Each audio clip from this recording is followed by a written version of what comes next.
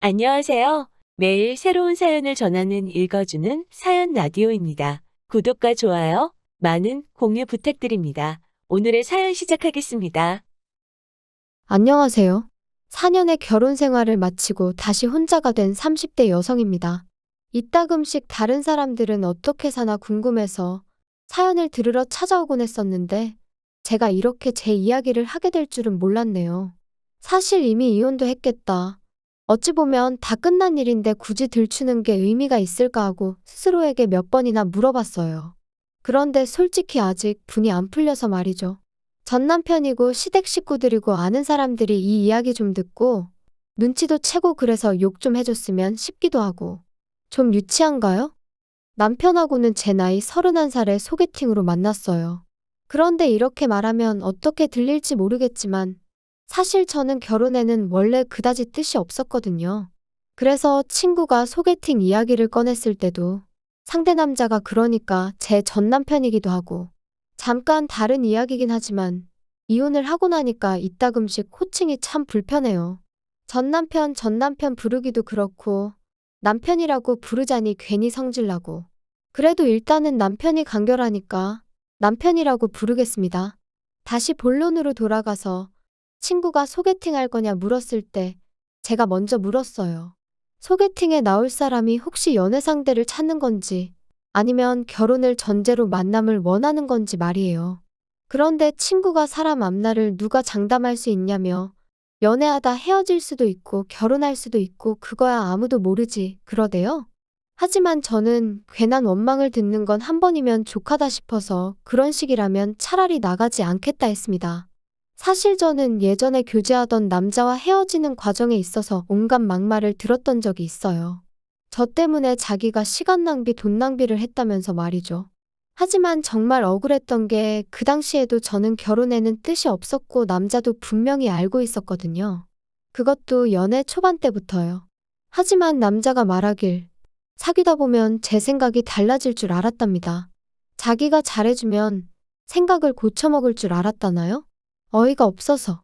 아무튼 그때 너무 질려버려서 이후로 결혼 생각이 요만큼이라도 있는 남자하곤 아예 얽히지 말아야겠다고 다짐을 했네요. 그런데 소개팅을 주선하는 친구가 중간에서 그렇게 애매하게 나오니 당연히 나가기가 싫었죠. 하지만 친구는 이미 제 사진을 상대 남자에게 보여줬고 그쪽에서 저를 너무 만나보고 싶어 한다며 나중엔 거의 사정을 하는데 제 다짐도 다짐이지만 친구를 더는 곤란하게 만들고 싶지가 않았습니다. 그래서 그럼 그냥 밥이나 한 끼 먹고 온다 생각하고 나갔다 오겠다니까 정말 고맙다고. 그래서 마침내 남편과 만나게 되었네요. 남편은 저와 마찬가지로 회사를 다니는 평범한 직장인이었어요. 특출난 매력은 없었지만 대화를 나눠보니 사람 성격이 전반적으로 둥글둥글하고 모난 구석이 없었죠. 가끔 실없는 농담을 던지는 게 조금 거슬리긴 했지만 그것도 알고 보니 어떻게든 저랑 좀 더 같이 있으려고 나름대로 한 노력이었다는 걸 알게 되었을 땐 좀 감동이기도 했고. 하지만 몇 번 대화를 나눠보니 남편은 나이가 나이였던 만큼 역시나 결혼 상대를 찾고 있다는 걸 알게 되었고 저는 그게 아니었잖아요. 그래서 결국 그렇게 두어 달쯤 만남을 이어가다가 제가 이쯤에서 그만 만나자 했어요. 계속 만나봤자 서로한테 좋을 게 없을 것 같다고요. 그런데 남편이 저한테 도대체 왜 결혼의 뜻이 없냐는 거예요. 그래서 저도 솔직하게 털어놓았어요. 평범한 가정에서 사랑을 많이 받고 자랐지만 어째서인지 나는 좋은 부모가 될 자신은 없다. 그래서 아이 생각이 없다. 그리고 아이를 키울 것도 아닌데 굳이 결혼을 해야 하나 싶다. 뭐 대충 이렇게 얘기했던 것 같아요. 그런데 한참을 듣고 있던 남편이 자기도 솔직히 말하겠다더니 자기는 아이를 못 갖는답니다. 20대 때 사고를 당해서 아이를 가질 수 없게 되었다고요. 그러면서 그러니까 오히려 잘 되지 않았냐고. 우리 둘 다 서로만 바라보고 살면 된다 하는데. 솔직히 친정에서는 제가 하루빨리 좋은 사람을 만나 시집을 가기를 바라셨어요. 짐작컨대 저희 부모님도 일단 어떻게든 제가 시집부터 가면 가서 살다 보면 마음이 바뀌지 않겠나 싶으셨던 거겠죠. 그리고 자식된 도리로서 죄송스러웠던 것도 사실이에요. 그러니 이런저런 상황을 고려해 봤을 때 남편하고 결혼해도 괜찮겠다 싶대요. 친정 부모님껜 죄송하지만 남편의 불임 문제는 나중에 천천히 말씀드릴 생각이었고요. 결혼 생각이 없었던 저였지만 막상 결혼을 하겠다고 마음을 먹으니 그래도 아예 아무것도 안 따질 수는 없더라고요. 특히나 일찍이 시집간 사촌언니가 1년 만에 10kg 가까이 살이 빠질 만큼 시집살이로 마음고생하는 걸 듣고 봤던지라 나름대로 시댁에 대해서 최소한의 기준은 둘 수밖에 없었죠. 그리고 처음에 인사를 드리러 갔던 날 저더러 고맙다며 눈물을 흘리시는 걸 보고는 막연히 마음이 여리신 분들이구나.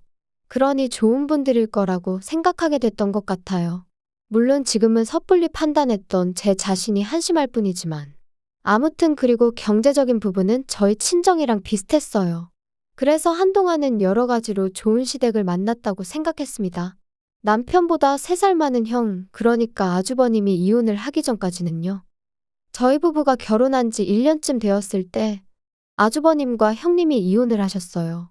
시댁 식구들 사이에서는 이혼의 원인이 형님한테 있다고 했지만 저는 솔직히 두 사람 모두 문제가 있다고 생각했죠. 왜냐하면 제가 듣기론 아주버님이 결혼한 지 2년 만에 외도를 하셨고 그걸 알게 된 형님이 이후로 술에 의존하게 되었다 들었거든요. 그리고 언젠가 형님이 하소연하기로는 자기는 어떻게든 참고 살아보려고 했다. 그런데 애아빠, 그러니까 아주버님이 자기를 여자로 봐주질 않더랍니다. 게다가 형님이 참고 살려는 이유는 시조카들 때문이었다는데 아주버님은 형님이 어디 가서 무슨 재주로 벌어먹고 살겠냐고, 그러니 막말로 지가 안 참으면 어쩔 거냔 식으로 걸핏하면 형님을 무시했나 봐요. 아무튼 부부 사이의 일은 결국 부부만 아는 일이라지만 결국 형님의 알코올 중독이 심해져서 아주버님이 양육권을 갖게 되고 그렇게 이혼을 하게 되었습니다. 그래도 초반에는 큰 문제는 없었어요. 아주버님이 시조카들을 데리고 시부모님과 함께 살기 시작했거든요. 그래서 평소에는 시부모님이 시조카들 양육을 도와주셨고 일 없는 주말에는 아주버님이 도맡아서 한다 들었죠. 그리고 저는 저대로 남들이 보통 조카들한테 하듯이 이따금씩 맛있는 거 사주고 어린이날이나 생일이면 선물 하나씩 사주는 정도만 했어요. 그런데 아주버님이 이혼한 지 한 2년쯤 되었을 무렵 만나는 여자분이 생기면서 그때부터 시조카들한테 좀 소홀해졌나 봐요. 그리고 그 부담이 저에게 올 줄은 꿈에도 몰랐네요. 결혼하고 제가 어머님한테 그래도 감사했던 건 그다지 먼 거리가 아니었음에도 불구하고 필요 이상으로 저를 부르신 적이 없으셨다는 거예요. 그런데 아주버님이 데이트를 시작하면서 주말에도 어머님이 시조카들을 보게 되는 상황이 잦아지셨고 어머님도 연세가 있으셨으니 시조카들, 그것도 5살, 7살 남자아이들을 혼자 보시는 게 쉽지는 않으셨을 테지요. 하지만 그래도 그렇지. 언젠가부터 하루가 멀다 하고 저를 부르기 시작하셨습니다. 퇴근했니? 뭐하니? 애들이 작은엄마 보고 싶다고 난리네. 그리고 저도 처음에는 그래. 어머님 말동무도 해드릴 겸 좀 도와드리고 오자고 좋은 마음으로 시댁에 들리곤 했었거든요. 거짓말이 아니라 평일에 한두 번, 주말에 한 번, 그렇게 한 3달 가까이를요. 그런데 저도 사람이다 보니 결국 지치더라고요. 특히나 하도 저녁만이라도 먹고 가라셔서 가면 아주버님이 귀가할 때까지 저를 못 가게 하셨는데 창살 없는 감옥이 바로 이런 건가 싶었죠. 그뿐만이 아니었습니다. 시조카들한테는 계속해서 작은엄마가 와서 너무 좋지? 작은엄마랑 같이 하니까 너무 좋지? 작은엄마랑 다음엔 어디 가자고 할까? 이게 겪어보지 않은 사람은 이해가 안 될 수도 있는데 정말이지 너무 부담스럽고 나중엔 그냥 뭐라고 표현을 할 수가 없어요. 말 그대로 정말 미치겠더라고요. 심지어 한 번은 새벽 2시인가? 큰애가 아프다면서 일을 어쩌면 좋으냐고 저한테 전화를 하셨습니다. 남편도 아니고 저한테 말이죠. 그래서 제가 아주버님은 어디 계시냐니까 아주버님은 애인이랑 캠핑 갔다고. 너무 열받아서 그 전화 그대로 남편한테 넘겼어요. 그랬더니 나중에 어머님이 말씀하시길 큰애가 그러더랍니다. 작은엄마랑 병원에 같이 가면 나을 것 같았다고요. 물론 저는 지금도 큰애가 그런 말을 했을 거라곤 믿지 않지만요. 아무튼 이러한 일들이 반복되고 저는 도무지 참을 수가 없었습니다. 그래서 남편에게 어머님한테든 아주버님한테든 확실히 이야기를 좀 해줘. 왜 자꾸 나한테 뭘 기대하시는지 모르겠네.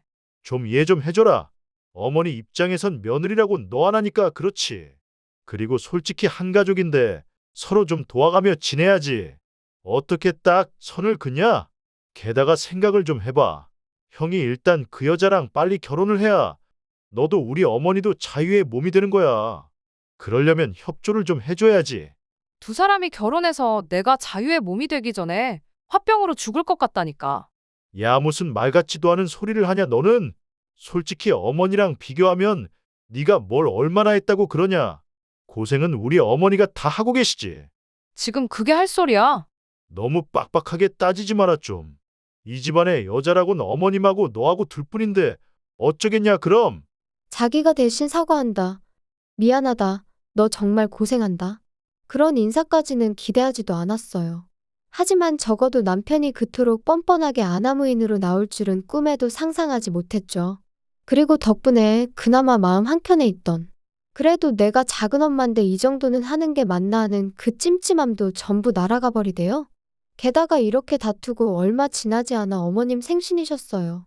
그래서 온 가족이 모였는데 아주버님 재혼 이야기가 나왔습니다. 그런데 듣자 하니 아주버님 애인이란 사람이 시조카들 때문에 재혼하기를 망설인다는 거예요. 그쪽은 초혼이라서 부모 반대가 완강하다면서 말이에요.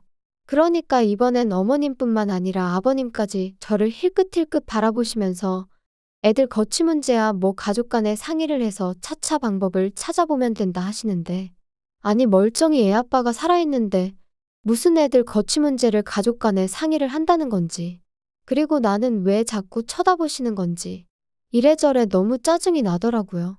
게다가 그 와중에 아주버님은 저랑 눈이 마주치니까 어이없게도 윙크를 하면서 재수씨 잘 좀 부탁해요 이러는데 순간 욱해서 뭘 부탁하냐 했습니다. 부탁하지 마시라고 궁금하지도 않고 알고 싶지도 않다면서요. 그리고는 도무지 끓어오르는 화를 참을 수가 없어서 뒤도 안 돌아보고 그냥 제 핸드백이랑 차키만 챙겨서 식당에서 나왔거든요. 그랬더니 남편이 쫓아나와서는 너는 좋은 날 꼭 이렇게까지 해야겠냐? 형 애인 쪽에선 당연히 꺼려지는 자리이고 어쨌든 우리가 지금 우리니까 어쩔 수 없잖아. 왜 우리가 의리야? 아주버님이나 의리지. 막말로 아주버님이 재혼을 하시던 못 하시던 나랑 무슨 상관인데 뭘 잘 부탁한다는 거야 도대체? 어머님 아버님도 그래. 왜 자꾸 나한테 눈치를 주셔? 그렇게 시조카들이 안쓰러우면 당신이 챙겨. 당신이 하면 되잖아. 작은 엄마보다는 작은 아빠가 더 가까운 거 아니야? 핏줄인데? 막말로 어머님이 시조카들 문제로 당신한테 한 번이라도 전화한 적 있으셔? 넌 뭐 그런 걸 지금 따지고 드냐? 진짜 사람 피곤하게 한다. 아무튼 우리 부모님한테 사과드리고 형한테도 미안하다고 해. 웃기고 있네. 사과를 받으면 받았지 내가 지금 하게 생겼니? 분명히 우리 두 사람 서로만 바라보고 살자 했고 그 약속 하나 믿고 한 결혼이었는데 시간이 흐를수록 시부모님도 남편도 말도 안 되는 요구를 해대니 얼마나 스트레스를 받았는지 몰라요. 하지만 적어도 어머님 생신날 제가 보인 행동은 시댁 식구 모두에게 제 생각이 어떤지 분명히 보여주는 일이었다고 믿었습니다. 그러니 더는 시댁 식구들 중 그 누구도 저에게 시조카를 맡길 생각은 하지 못할 거라 생각했고요. 하지만 제 예상은 보기 좋게 빗나가 버렸어요. 오히려 서로 속내가 다 드러나서 그런가 아주 그냥 배째라는 식으로 나왔으니까요. 어머님 생신 이후로 한 달 정도 지났을 무렵이었습니다. 큰애에게 핸드폰이 생겼는지 언젠가부터 계속해서 큰애에게서 문자가 오더라고요. 그리고 그 내용은 대부분 작은엄마 뭐 하세요? 작은엄마 요즘 왜 안 오세요? 작은엄마 보고 싶어요. 그리고 저는 그 문자들이 전부 어머님이 시켜서 시조카가 보냈다 싶었기에 무시해버릴까 싶다가도 혹시나 일말의 가능성으로 시조카가 자진해서 보낸 거면 어쩌나 하는 생각에 사실 이 모든 상황에서 시조카가 잘못한 건 없는데 괜히 애한테 상처를 주게 되면 안 되잖아요? 정말이지 문자 하나가 올 때마다 온종일 이런저런 생각과 고민으로 얼마나 마음이 갑갑했는지 몰라요. 그리고 정말 이렇게 살다간 내가 어떻게 될지도 모르겠단 생각에 결국 시조카에게 앞으로 작은엄마에게 하고 싶은 이야기가 있으면 작은아빠한테 하라고 했네요. 그러면 작은아빠가 작은엄마한테 전해줄 거라면서 말이죠. 그런데 황당한 건 그 이후로 시조카가 남편에게 문자를 하는 일은 단 한 번도 없었습니다. 이것도 나중에 어머님 말씀으로는 시조카가 단단히 상처를 받아서 안 한 거라는데 그 내막을 솔직히 누가 알겠어요? 제가 그것까지 배려할 수는 없는 노릇이었고요. 그리고 이제 정말 상황이 어느 정도 정리가 되었구나 싶었던 때였습니다. 3달 가까운 시간 동안 어머님은 저에게 오라가라 말씀하지 않으셨으니 저도 어느새 한결 홀가분한 마음으로 일상을 보내고 있었죠. 남편하고의 관계는 예전만 못했지만 적어도 부딪히는 일은 거의 없었고요. 그런데 평소처럼 야근을 하고 집에 도착해 현관을 여는데 저는 순간 제가 남의 집에 잘못 들어온 줄 알았어요. 왜냐면 현관에는 아이들 신발이 놓여 있었고 늦은 시간이었는데도 TV 소리가 흘러나오고 있었으니까요. 하지만 이내 저는 그 아이들이 바로 시조카들이라는 걸 알게 되었습니다. 황당해서 남편에게 이게 다 무슨 일이야? 쟤들이 여기 왜 와 있어? 어머니 허리디스크가 터져서 이제 쟤들 못 보신대. 정말이야? 그럼 일단 병원부터 모시고 가봐야 되는 거 아니야? 아, 뭐 병원은 알아서 가시겠다니까 신경 쓸 거 없고. 걱정이네. 아니 근데 그렇다고 해도 왜 쟤들이 우리 집에 있어? 아직 그 집에 아버님도 계시고 아주버님도 있잖아. 남자 둘이서 쟤들을 무슨 수로 보냐? 아니 아주버님이 애 아빠인데 왜 애들을 못 봐? 그리고 당장 주말 지나면 당신도 나도 출근해야 되는데 우리 집에서 쟤들을 누가 본다고 데려왔냐고. 그래서 말인데 회사에 휴가 좀 내. 누군가 한 명은 쟤들 봐줘야지. 그럼 당신이 내던가. 억지 좀 쓰지 마라. 너가 봐야지 내가 쟤들을 어떻게 보냐. 야, 그리고 왜 작은 엄마라고 부르겠냐? 엄마 없으면 대신 엄마 역할을 하라고 작은 엄마인 거야. 엄마 소리 듣는 게 뭐 아무런 이유 없이 듣는 건 줄 알았어? 당신 뭐 잘못 먹었어? 아까부터 왜 이렇게 헛소리를 해대? 작은 엄마가 무슨 엄마 소리야, 엄마 소리는? 그리고 내가 언제 작은 엄마 하고 싶댔어? 작은 엄마가 무슨 벼슬도 아니고 웃기지도 않네, 진짜. 하지만 남편은 좀처럼 고집을 꺾지 않았고 정말이지 이런 식으로 나가다간 제가 시조카드를 떠안게 생겼다 싶더라고요.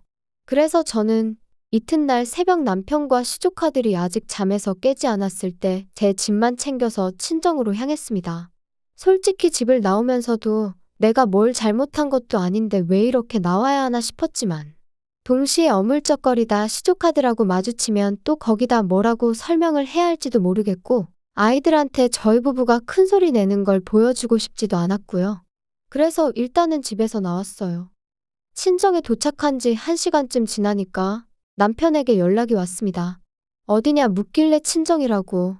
시조카들 문제 해결할 때까진 난 친정에서 지낼 테니 그런 줄 알라 했죠. 그랬더니 남편이 한다는 말이 저더러 왜 이렇게 인정머리가 없냐는 거예요. 그리고는 다른 사람들은 생판 모르는 남도 데려다 키우던데 너는 뭐가 문제야? 넌 모성애라는 게 없냐? 네가 그러고도 여자야? 진짜 정 떨어진다. 그걸 지금 말이라고 해. 모성애고 뭐고 내가 애시당초에 낳을 생각 없다고 했던 거 기억 안 나? 근데 이제 와서 나더러 시조카를 키우라고 하면 내가 그래 알겠어 하고 키울 줄 알았던 거야? 그리고 뭐 여자 맞냐고?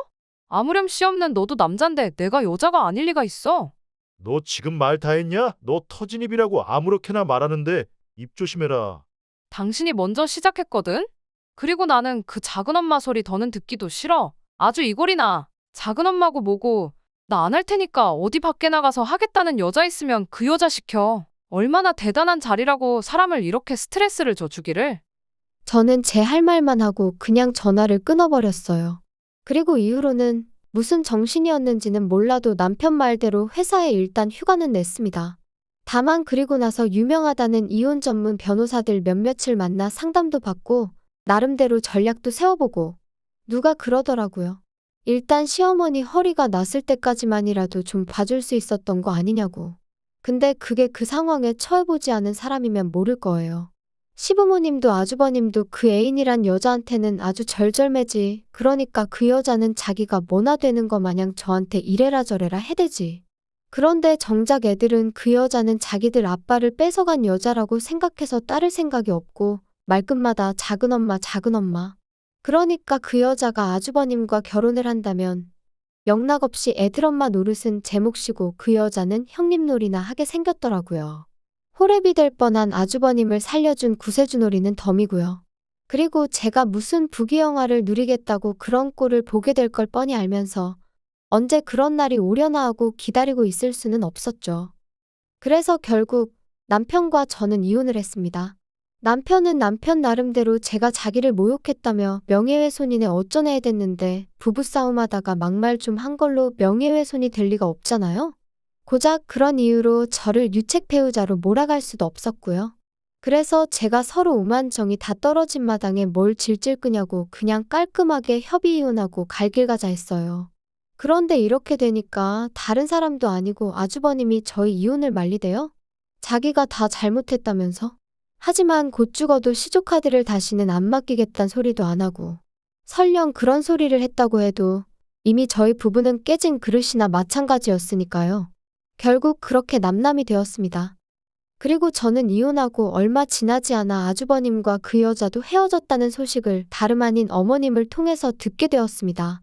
이게 다 저 때문이라면서 제가 조금만 도와줬으면 될 걸 일을 다 그르쳤네 하시더니 급기야는 저를 고소하겠다고 하셨지요. 그래서 마음대로 하시라고 했는데 지금까지 별다른 소식이 들려오질 않네요. 종이 쪼가리 하나 날라온 것도 없고요. 솔직히 아주 가끔 시조카들 생각이 날 때가 있어요. 그래도 작은엄마 하면서 따르던 걸 생각하면 내가 좀 참을 걸 그랬나 싶기도 하고 아직 제가 매운맛을 덜 봐서 그런 걸까요?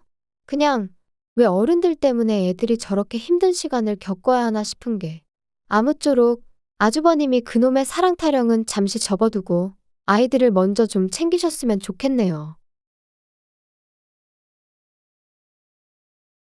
긴 이야기 들어주셔서 감사합니다.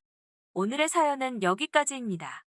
구독과 좋아요, 알람 설정해주시면 앞으로 더 좋은 사연으로 찾아오겠습니다. 감사합니다.